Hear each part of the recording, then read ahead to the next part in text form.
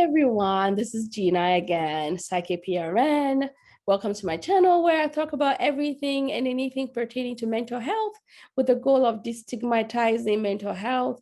I kind of, focus on everything, but I'm focusing on difficult relationships. Who doesn't have anybody in their lives that has difficult personalities? We all go through it, including myself. I have had difficult relationships from parents to siblings to bosses to name it. I've come in contact with it. And if you're not coping well, it can really overwhelm you and make you feel like you're running around on a kind of a spin. You're spinning around, same thing all the time without any good answers or results. So how do you get back in those type of difficult personalities can fall under the umbrella of narcissistic traits. Now, narcissistic personality traits disorder is a whole spectrum. It's a whole thing in itself. Narcissistic traits can also be on a spectrum, right? So from not so bad to really extreme bad, not having any empathy, being kind of just vindictive and just kind of mean all the time. Now, really be mindful if you have a boss or a parent or a sibling or a family member or a partner that have those traits. I talked in a video about traits to look out for people who are difficult, toxic personality types / narcissistic personality disorders. What to look for, the lack of empathy, the lack of accountability. They don't ever feel sorry. They gaslight you. They make you feel crazy. They make you feel like everything is your fault all the time. They disengage, and then they love bomb you. They give you a little bit of something to make you feel like, oh, they got you, and then they snatch it away. They always make you question yourself personally, professionally, everything. And they can maybe even try to isolate you, control you in different levels, especially if you're in an intimate relationship situation. They can try to financially control you, emotionally, because sometimes you can't see the wounds, you don't see the physical wounds. Sometimes it can be extreme where people might be physically abused in relationships, parent-child relationship, parent-adolescent relationships, even parent-adult-child relationship. If a parent is narcissistic, it can bubble over to children and can suffer a whole lifetime of that. And not talk about romantic relationship, that's a whole different viper or python, snake in itself. So really taking time to find yourself, giving yourself moments of joy, because nobody can control that by yourself. So moments of joy, like smelling the flowers, noticing how beautiful the weather is, how blue the sky is, noticing how beautiful your kids are, noticing how something positive is in your life. So it's like really being intentional about taking a minute to relish in moments of joy. Because otherwise, the goal of a narcissistic person is to kind of hold you down all the time. There's always some type of drama happening. So how do you get back? The way to get back at a narcissistic person, whether it's your parents, your sibling, your aunt, your boss, your partner, is to find those moments of joy. Because some of these people who have those type of personality traits, you can't change them. Just like you're an empath, or like for myself, I'm an empath. I know that I'm an empath. So I have to make sure that I'm not draining myself by being too empathetic or outstretching myself. Same way, that's my personality type. So working on it to kind of create boundaries and find a good balance. Not that balance is ever found, but always kind of working towards some type of a balance, like, but in people, excuse me, people with difficult personality types or narcissistic personality types, they just have no empathy. They have no clue as to what they're dishing out to the people around them. They just lack the ability to know. So long as they're being fooled, they're getting their full from the people around them, they're happy, people are satisfying them, their grandiosity is being fed, they are good. But if somebody challenges them or somebody questions them, or they're very sensitive as well, hypersensitive. If you think people with other personality type can have touches of sensitivity, people with narcissistic or personality type traits can be highly sensitive.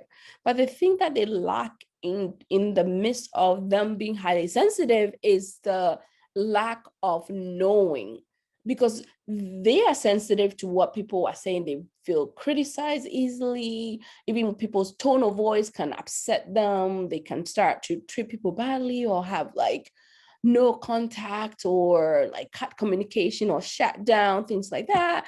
But if other people say anything, even less to the degree of what they are doing, it's considered a no zone for them, because they are so sensitive and they have kind of their self-esteem can also be low, but they overcome that by being very grandiose. See me, see all the stuff I'm doing, look at me every day. It's like, look at me, look, it's always the center of attention.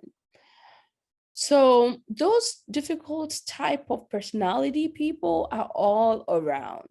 And they can be easily seen as being charming, nice, decent, fun, even very fun people to be around, so long as they're getting their supply met, so long as they're not criticized or threatened by any means, then they are fine.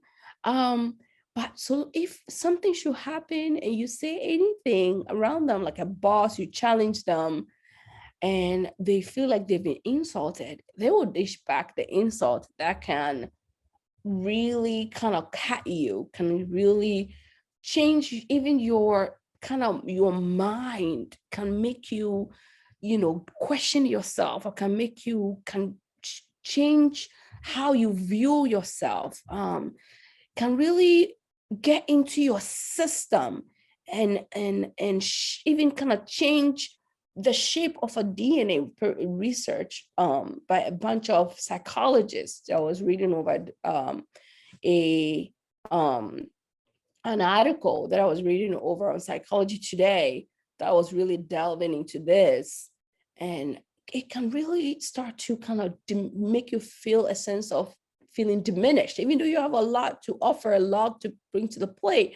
But because this narcissistic people, when they dish out their insults or their retaliation, so to speak, to get to you, because you are choosing the path of joy, if you don't take time to know what it is, because so long as you know what it is, you can really work yourself to distance yourself. It can make you can make this change to your structure, to your system, to even your DNA, to affect your self-esteem to the point where you can stay stuck in difficult relationship, whether it's a work or a difficult relationship with a parent, difficult relationship with like even church, pastors. You can stay in a place where it's not good for your soul, literally not good for your soul, but you stay in it because your DNA, your system has just been changed. Your self-esteem is so low that you feel like you have to stay in it. You feel like you can pray it away. You feel like you can change that person. You feel like you can do so much good so that the person can see. They will never see it. They will never change. They will never.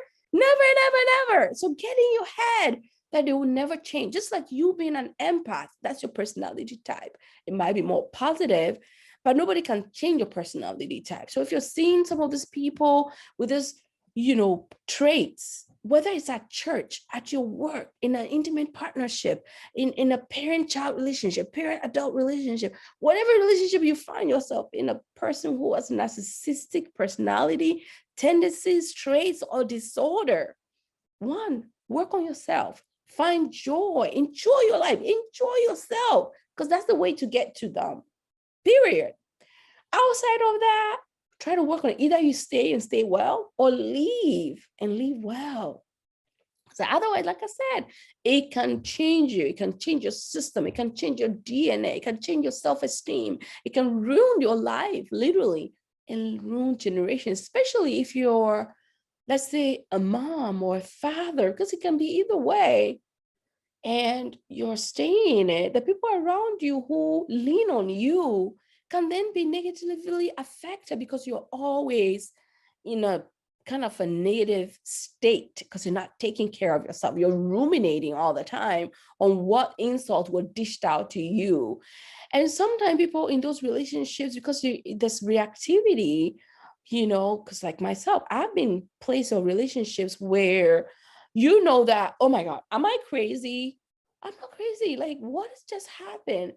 And if you don't take time to take care of yourself, you're going to find yourself in this, you're spinning out of control, second guessing yourself all the time, feeling like you're not good enough, feeling like you're not doing the right thing.